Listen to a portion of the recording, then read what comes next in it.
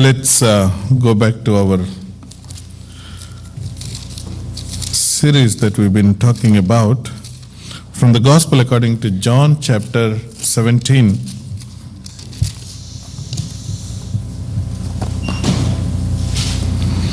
Let's all of us read together verse 4. John's Gospel chapter 17. We'll read all of us verse 4. I have glorified thee on the earth. I have finished the work which thou gavest me to do. Let's ask the Lord for his help in the message. Father Lord, we thank you for this time that you given to us, joyful time of Father. Lord, where we could meditate upon your word once again. Father, we thank you, Lord, for giving us, Father, Lord, the grace that is enough for us, Father, to take part in the table in a worthy manner. Lord, we thank you, Father, Lord, for thus far you are there with us, helping us.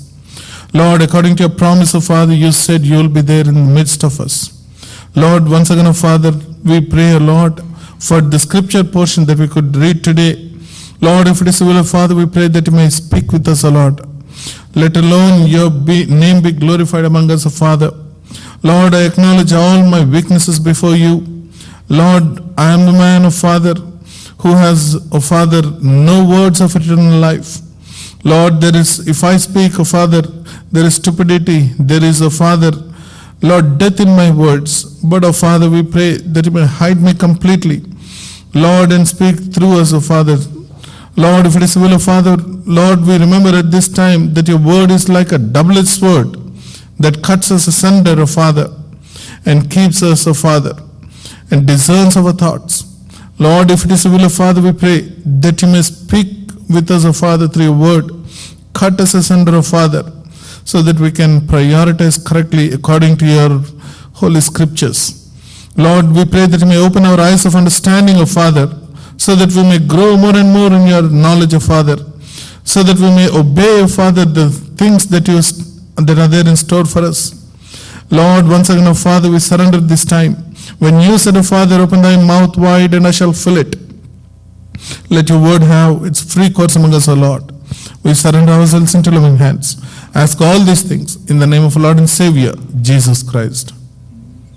Amen. What we've been talking about. Last week we started off with the statement, if the Lord gives us few minutes to make a summary statement of our life, the life that we have led thus far. Say if our Lord Jesus Christ is coming in few minutes and has given us an opportunity for us to make a statement. Tell me about the life that you led thus far in few sentences. We looked at last week the statement that was made by Apostle Paul. I have fought a good fight. And we looked at the statement that was given by Peter. I stayed faithful to the word, not any cunning fables, but I kept on reminding you, as I see my time is coming near. And then we've seen our Lord Jesus Christ himself. Before he prayed for his disciples, the last time, an open prayer before his disciples, he went to the Lord, he went to the Father and said, I have done this. I have done this. I have done this. He made a wonderful, confident statements of the life that he led. We are looking at each and every single statement, what our Lord has, said about himself. First one is this one in verse 4. I have glorified thee. I have glorified thee. And the second one we see in verse 6. I have manifested thy name. And third one in verse 26. I have declared unto them thy name. I have declared unto them thy name. And then we'll go a little bit further. He says again in verse 8, "For I have given unto them the words which thou gavest me." He's a man on a mission.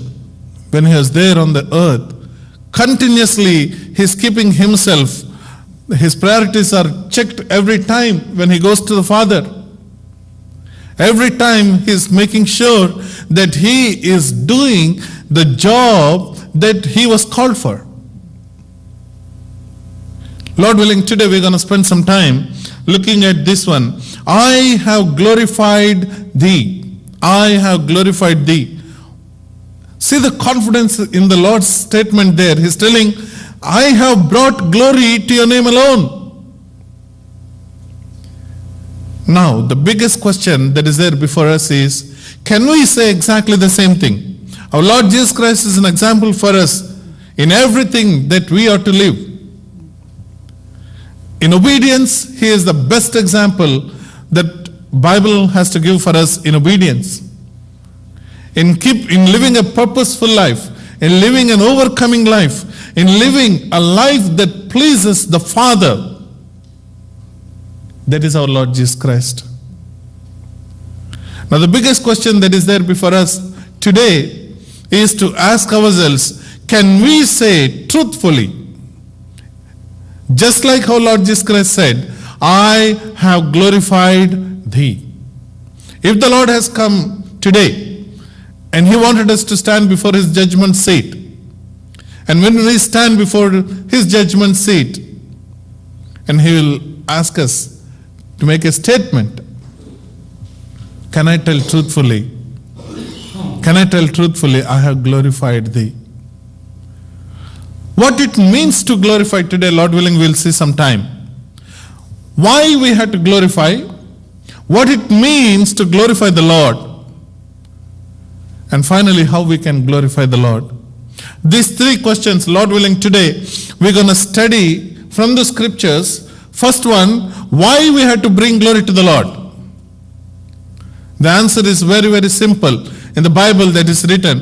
And the second one, what it means to glorify God. And thirdly, how can we glorify God? Very quickly, Lord willing, we're going to see these three questions. Why we have to glorify God? Answer is very simple. We are created for that. If there is one purpose, one common purpose for all of us here, and that purpose is to bring glory to the name of the Lord. See, the very well-known passage, we read this so many times in the book of Isaiah chapter 43 and verse 7.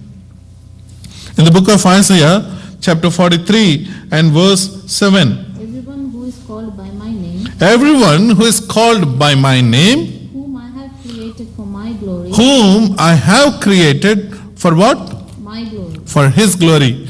If anybody asks you, why are you there in this world?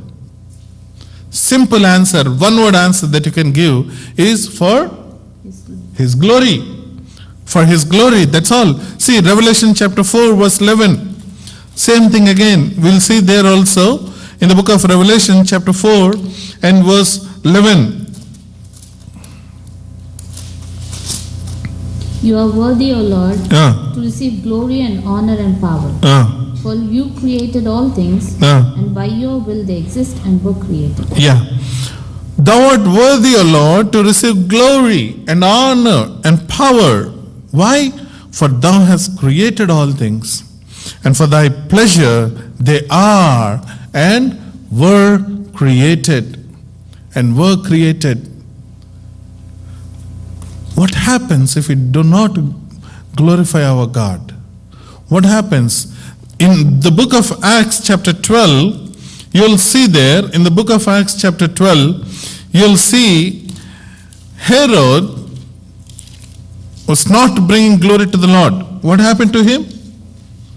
In the book of Acts chapter 12, verse 23, we'll read a little bit further from verse 21 onwards.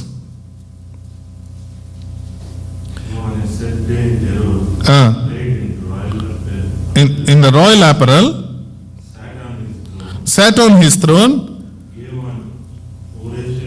Yeah, and he made a speech.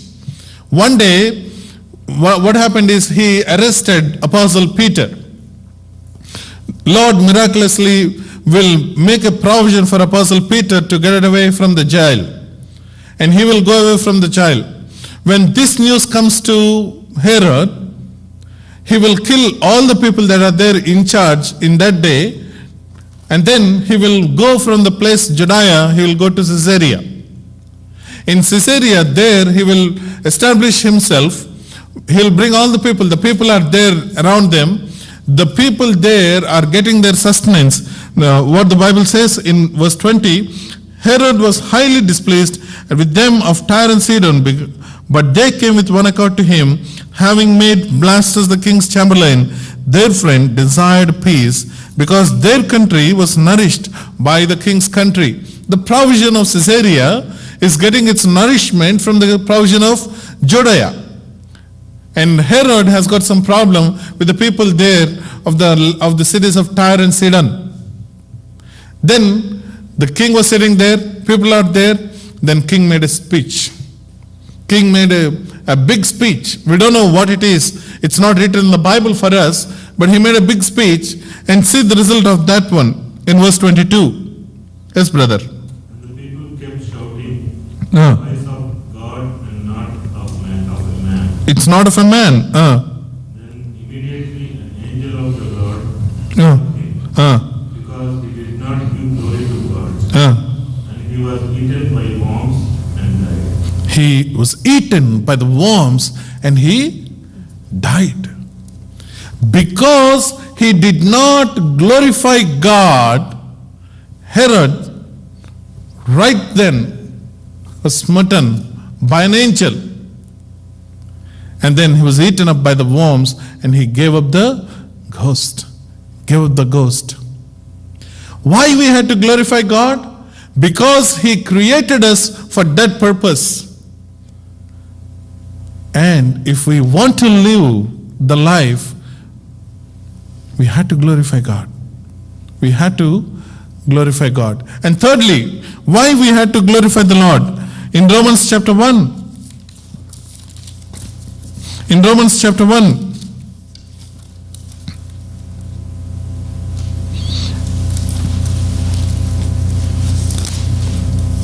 Verse 21.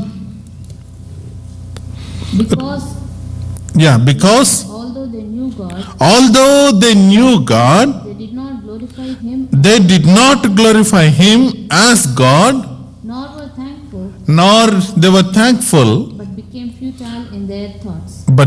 futile in their thoughts. If you read on further, we were doing this in the Bible study also. What happened to them?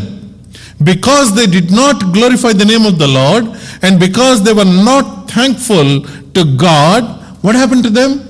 They became futile. They became proud.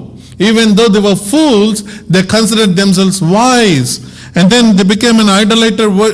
They went into idolatry. They gave glory, the glory which belongs to the Lord, they gave that glory to all the creation. They made any visible thing a god for them. Four-footed living creature became a god. The flying bird became a god. And the creeping things became a god. Everything became God. And nowadays, we're talking about the homosexuality and the perversion that's happening in the society here. Why? Because they did not glorify God. Because they did not glorify God. We have to glorify the Lord. Otherwise, we will be going towards eternal destruction. Bible says in the same Romans chapter 3, verse 23. Romans chapter 3, verse 23. For all have sinned and come short of the glory of God. Nobody is trying to understand the glory of the Lord. Nobody is trying to glorify God. Everyone is given to their futile imaginations. And they all became unrighteous. Romans chapter 3, verse 11. They have become unrighteous. and they became a reprobate, means they could not be profitable for anything. They became good for nothing. They became good for nothing. Why we had to glorify God? Because He created us for that single purpose, to bring glory to His name. Why we had to glorify God? Because we don't want to be like Herod, who was in a split second, he was eaten up by the worms, smitten by the angel, and killed right then and there. Why we had to glorify God? Because we will not be futile in our imaginations. We will not become idolaters. We will not become proud. We will not pervert away from the truth. We will have to glorify the Lord. We have to glorify the Lord. Now, what it means to glorify God? What it means to glorify God, to understand that, we must know what is glory of the Lord first. We must know what is glory of the Lord. What is the glory of the Lord? Can anybody define what is the glory of the Lord? There are so many commentaries that are written about just this single word, glory of the Lord. Just this phrase. You talk to so many people, there are so many different interpretations. Some people say glory of the Lord is the brightness when we enter into the heavenly places. There is a brightness in the holy of the holies. Bible says the heaven does not need sun and moon, because the lamp thereof is the light. People say glory is the bright shining light of God which is radiating from Him. Some people say that glory has got some weight. And if you read the words in Greek and Hebrew, they're called doxa and kabod, that comes with a weight. Glory has got some weight. Some people say from John's Gospel chapter 1, glory is full of grace and truth. How can we understand the glory of the Lord? One man of God said in a very simple terms, which I liked, and I'm repeating those things for you. Glory of the Lord, if we have to understand the glory of the Lord, we cannot understand here in this side of the universe. As long as we are living in this temporal world, we cannot understand completely the glory of the Lord, but we can at least get a glimpse of the glory of the Lord like this. Have you seen the bulbs? Have you seen the bulbs? When you switch on the bulb, what happens? Bulb switches on, the electricity is passed to the bulb, and the bulb glows. What happened? It gives light. As the light is to the bulb. And did I switch on the stove anymore, anytime? Did I switch on the stove? What happens? The flame comes, and immediately around that flame you'll see what? Heat. As the light is to the bulb, which is displaying the character of the bulb, as the heat is to the flame, which is again displaying the character of the flame, so is the glory to the God. So is glory to the God. So if we have to understand the glory of the Lord, we have to look at the attributes of the Lord. Just now you are singing that song, wonderful song. Who is like unto you, O Lord? तेरा जैसा कोई नहीं, issue तेरा जैसा कोई नहीं. Who is like unto you, O Lord? When you look at the Lord, now think about the attributes. Now think about the attributes of the Lord Jesus Christ. He is omniscient God. He is omnipresent God. He is there everywhere. Omniscience, He knows everything. He is omnipotent God. He has all power. He is love. God, Bible says God is love. And He is merciful God. His mercy endures forever. He is gracious God. He is never changing. What do you call that one? The word that is written there. He is a never changing God. the only God who lives in the light, immortal God, invisible God. To him be the glory forever and ever, Bible says. Now, what is glory is the goodness of the Lord that is being passed from him. The mercy of the Lord that we are enjoying. The grace of the Lord that we are depending upon. And the power of his Holy Spirit, the power of his resurrection that is helping us to live an overcoming life. Just now, brother was talking from Psalm 19. Bible says in the Psalm 19 verse 1, the heavens declare your glory. The night unto night, day unto day, declare your glory. What does it mean? When you see certain things in the world, when you see the vastness of the sea, when you see the beauty of the flower, it is God's workmanship. They're declaring the glory of the Lord.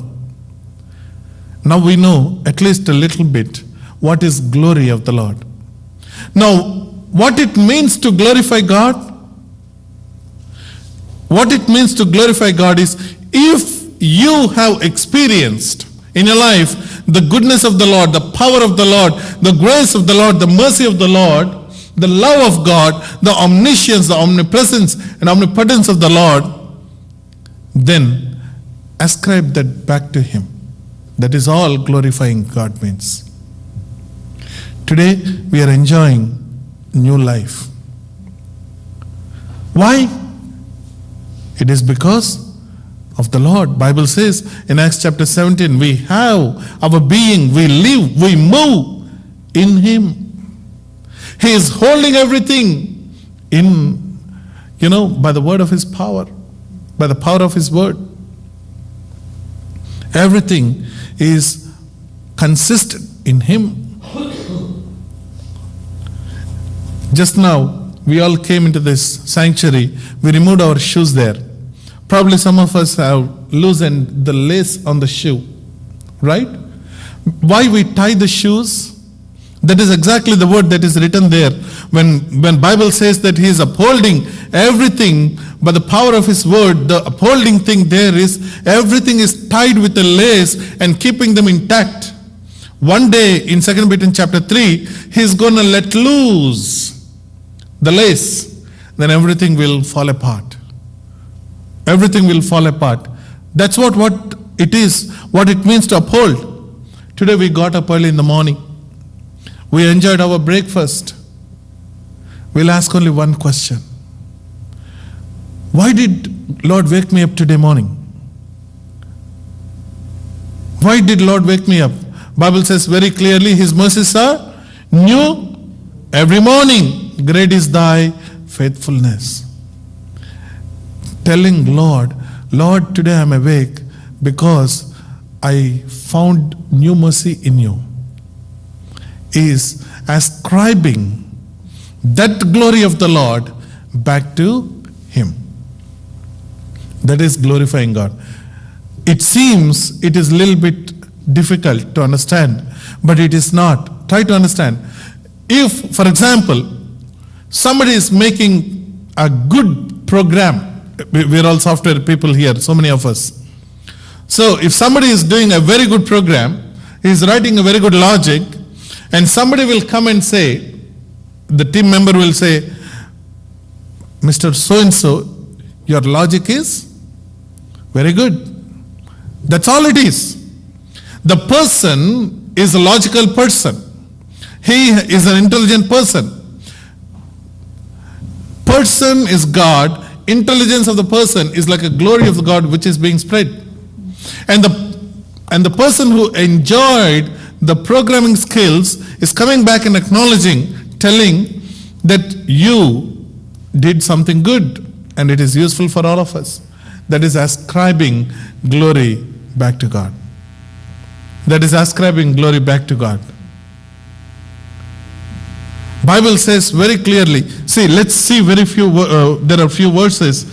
What Moses did at the end of his life before he's going to go into Mount Pisgah and give up his life, 2 times he gave the law to the Israelites.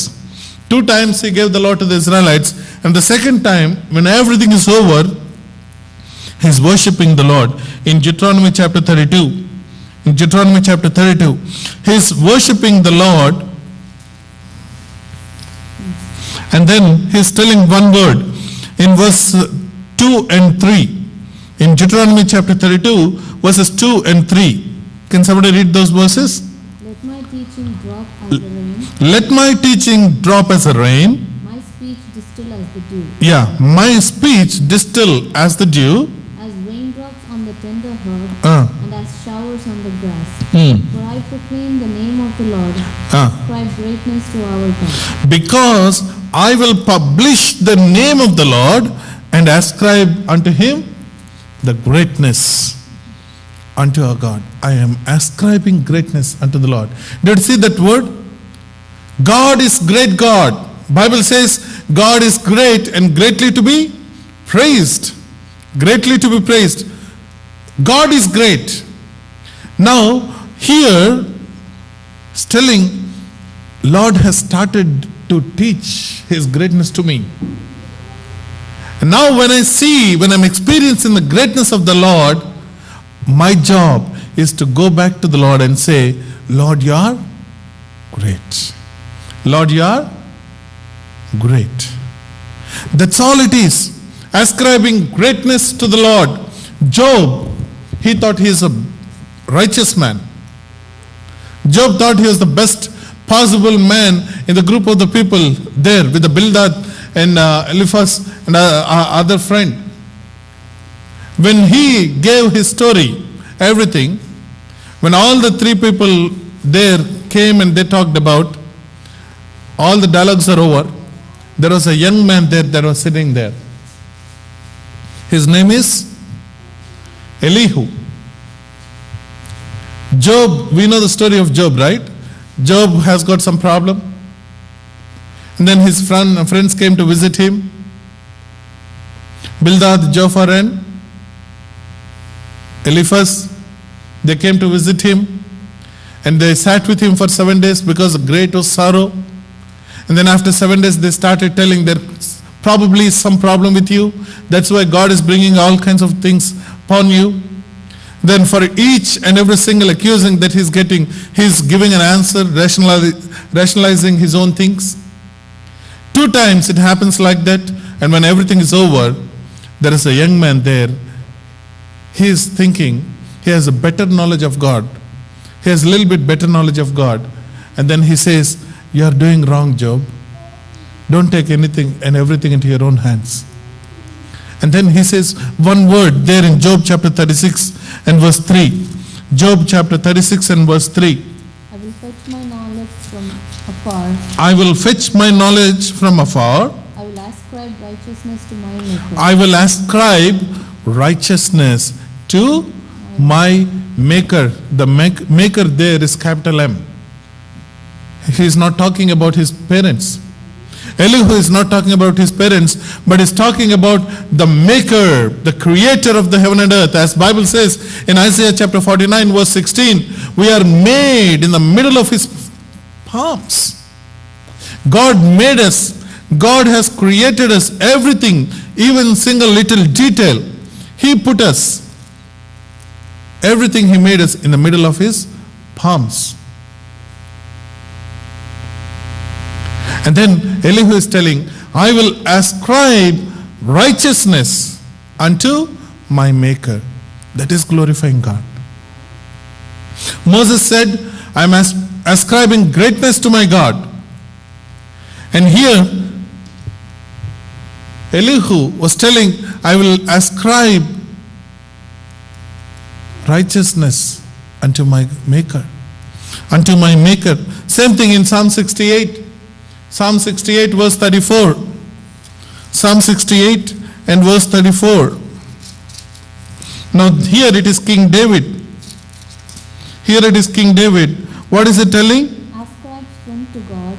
His excellence is over Israel. His strength is in the clouds. Ascribe ye strength unto God. He is a man of war. needs a lot of strength to fight a war.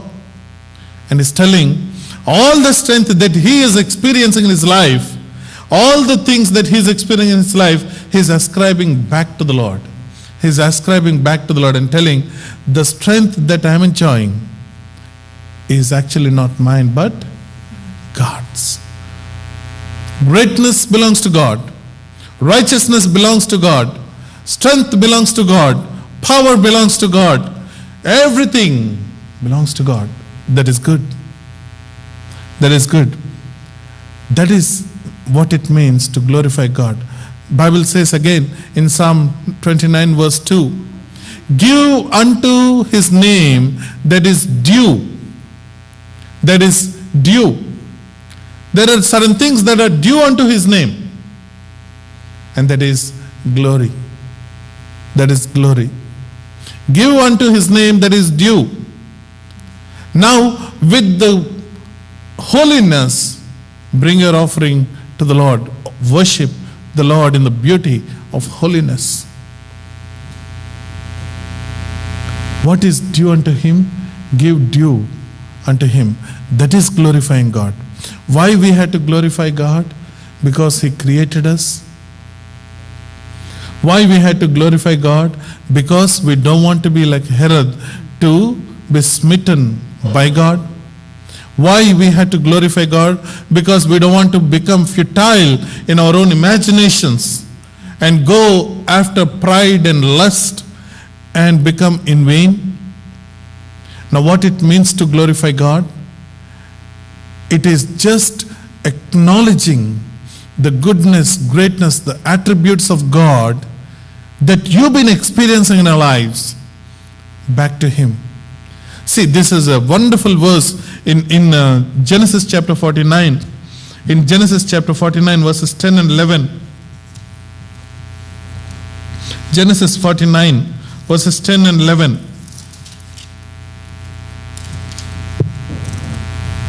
Yeah. The scepter shall not depart from Judah. The scepter shall not depart from Judah. Nor a lawgiver from between his feet. Until Shiloh comes, to him shall be the obedience of the people. Binding his donkey to the vine, and his donkey's colt to the choice wine. Yeah. He washed his garments in wine, and his clothes in the blood of grapes. This is the prophecy that Jacob made for Judah. And then he's telling here one peculiar thing. Judah is binding his foal, which is a donkey, to the wine, a grape wine.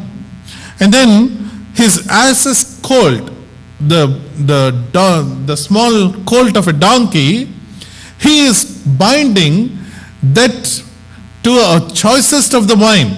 What does it mean? What does it mean? A Judah means a person who worships the Lord.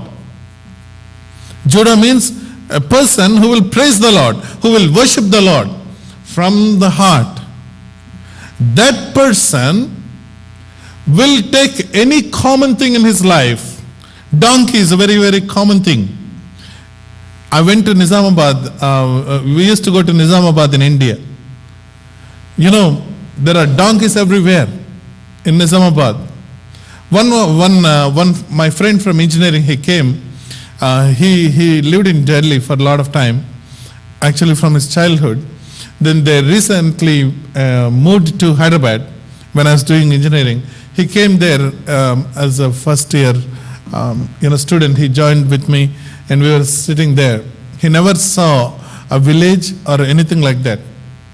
Then after some time we took him to surrounding villages, and then he saw some life in Kurnool, and then he summarized the life. Said the life here is dirty, dusty, and donkeys. So common. That's what he said. He didn't know the whole life though. He just saw for a few days. Donkeys are very, very common thing. So a person, a Judah, is one who will tie his donkey, a common thing that happens in his life, to wine. Bible says in John chapter 15, I am the true vine. I am the true vine. Lord Jesus Christ is the true vine. A person is ascribing anything that is happening, even the common things in his life, back to God. That is a true worshipper. That is a true worshipper. And as his colt, donkey's colt, he is giving to the choicest, the best of the wine. He is binding to the best of the wine. What does it mean? If donkey is a common thing, donkey's colt is a very, very common thing, the minutest thing. He is ascribing, binding those things to the choicest of the wine, which is again our Lord Jesus Christ. That's why in Proverbs chapter 3, for this verse is a life verse to so many people.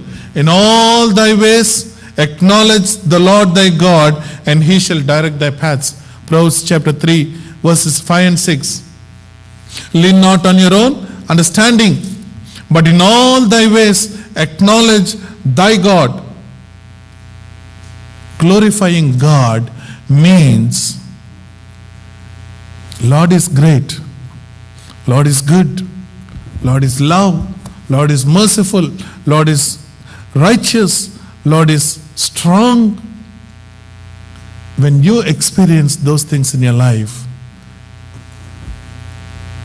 which for sure every day we will experience, every minute of our lives, every breath that we take is because of his mercy.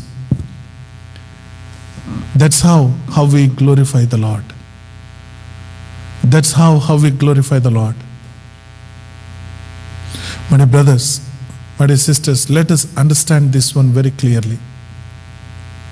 If we don't bring glory to the Lord, if we do not glorify God, then we will become vain people. Romans chapter 1. Try to read that, study that, by heart that, understand that. We have to glorify God and give him thanks. In truth though, not in words. Not in words. Children will do that. When we tell them, Lord, we thank you for you gave this day. Even Gracie will repeat that when we say that, without knowing the meaning of those things. But we, on the other hand, we should bring glory to the Lord. We should glorify God.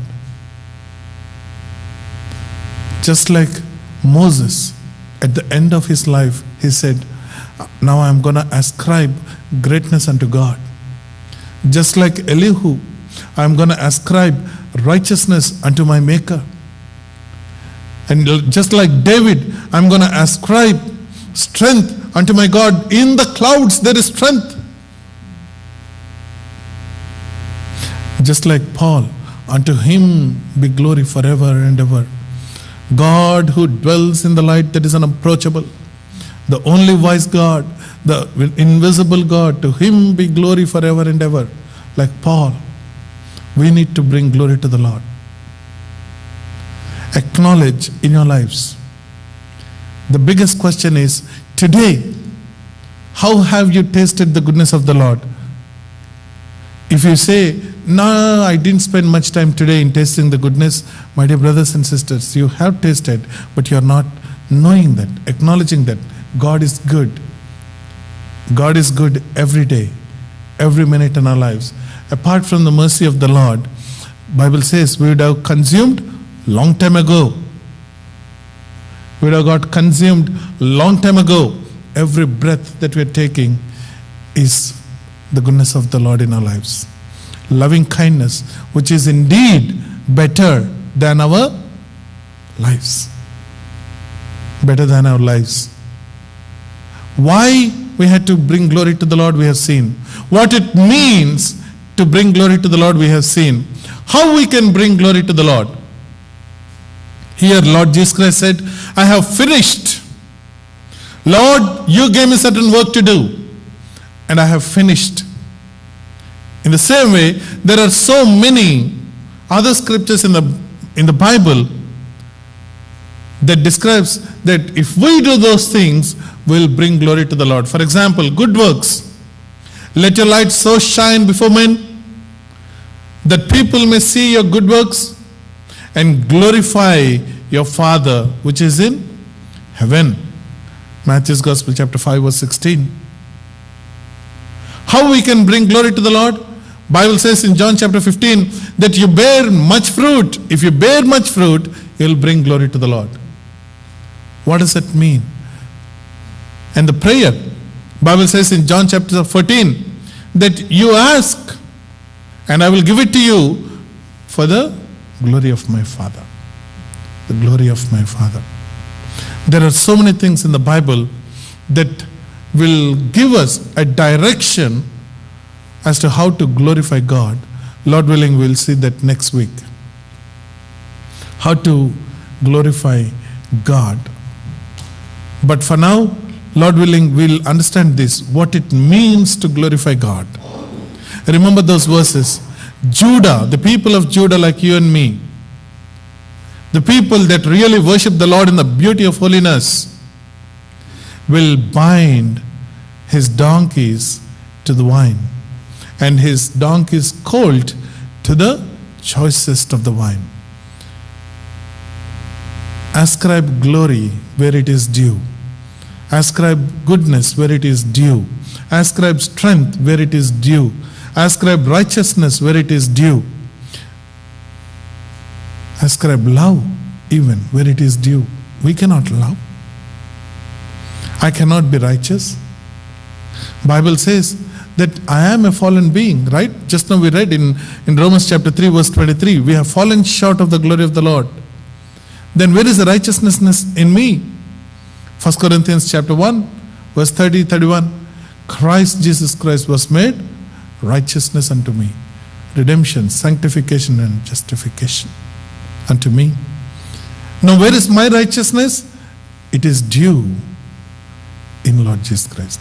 Give that righteousness due. Ascribe righteousness unto Lord Jesus Christ.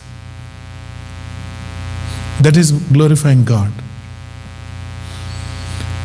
The life that we are living, the food that we are eating, the air that we are breathing, the riches that we are enjoying. Yesterday we went to shop some gold and diamonds. Imagine, we are in the 1%. We are in the cream of the whole world, in the 1% of the world who will buy diamonds. Not all will buy diamonds. $4,000, $5,000 for a small stone. Imagine the abundance that we are enjoying is from who? It is from the Lord. Deuteronomy chapter 8, God gives us the ability, the wisdom, the power to work and get some money. If I don't know, if I'm forgetting what I'm writing, will my employer hold me there? If I'm writing a foolish program, or if I'm giving a solution which is costing them money rather than saving the money, will he keep me there? No. He will fire me. If he fires me, will I buy diamonds? No. Wisdom comes from the Lord. Power, ability to do the work comes from the Lord. Now, is it due to him? Give that back to him. Give that back to him. If we don't do that one, then we become futile in our imaginations. If we don't do that one, then we will become like Herod, who is pompously decorating himself in purple, sitting, giving a big oration. Why? Showing himself off. Good for nothing. Good for nothing. And then one day, when we stand before the Lord, say, Lord, you have created me for your glory. This is what I have done for you. I have glorified thee. Just like Lord Jesus Christ. Just like Lord Jesus Christ. We should be able to say that. I have glorified thee, on the earth. On the earth. Lord willing, tomorrow we're going to spend some time, not tomorrow, coming week, Lord willing, we're going to spend some time in looking at the things, how we can bring glory to the Lord. Let us pray.